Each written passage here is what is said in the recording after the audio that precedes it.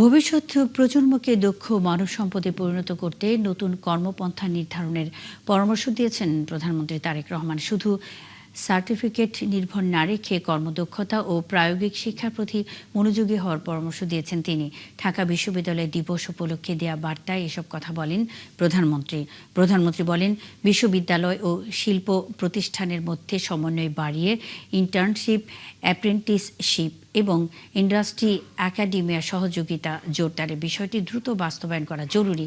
জানান, প্রযুক্তিগত বিপ্লব মোকাবেলায় শিক্ষা কারিকুলামে বেশ কিছু গুরুত্বপূর্ণ বিষয় অন্তর্ভুক্ত করা এখন সময়ের দাবি। ফলে চতুর্থ শিল্প বিপ্লবের যুগে এআই ও অটোমেশনের চ্যালেঞ্জ মোকাবেলায় প্রচলিত শিক্ষা কারিকুলামকে আধুনিক ও সময় উপযোগী করার কোনো বিকল্প নেই বলেও উল্লেখ করেন প্রধানমন্ত্রী।